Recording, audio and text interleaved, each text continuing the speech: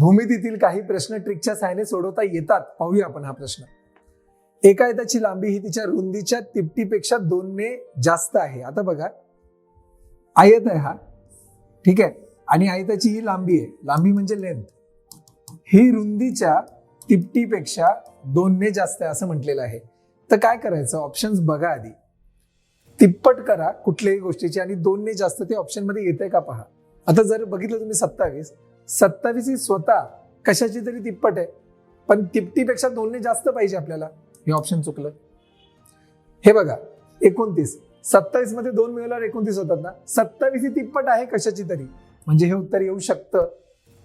9 बघा, 9 पण स्वतः तिप्पट आहे, आपल्याला तिपटीपेक्षा 2 ने जास्त पाहिजे. हे पण चुकणार.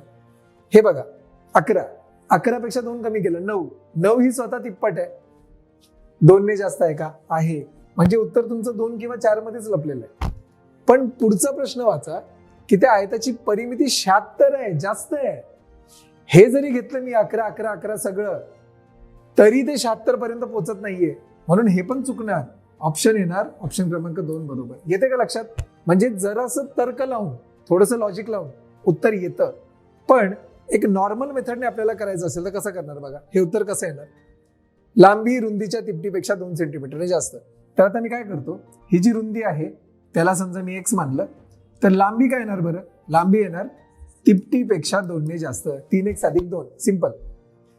परिमिती 76 आहे, याचा अर्थ चौघांची बेरीज, म्हणजे हा पण x हा पण x, हे दोन्ही सेम आहे आणि हे दोन्ही सेम आहे, म्हणजे हा पण 3x अधिक 2. या सगळ्यांची बेरीज 76 पाहिजे. बघूया आपण. x अधिक x किती येणार, 2x, 2x अधिक 3x ते येणार 5x, 5x अधिक 3x ते येणार 8x, म्हणजे 8x आलं, प्लस बाकी इथे 2 आहे, इथे पण 2 आहे, 2 आणि 2 येणार 4. ही जी परिमिती आहे सर्व बाजूंची बेरीज किती आहे, 76. 4 ला तिकडे पाठवा, 8x बरोबर 4 तिकडे गेला 72, x बरोबर 8 9 72, उत्तर आलं 9. म्हणजे रुंदी आली 9. लक्षात येते का? लांबी किती येणार, तिपटीपेक्षा 2 ने जास्त, म्हणजे 9 त्रिक 27 अधिक 2 किती येणार, 29. येते का लक्षात? आणि तेच तुम्हाला विचारलेलं आहे, लांबी किती, 29 सेंटीमीटर. आहे की नाही? सिंपल सांगा. म्हणजे मी तुम्हाला शॉर्टकट पण सांगितला, लॉंग कट पण सांगितला.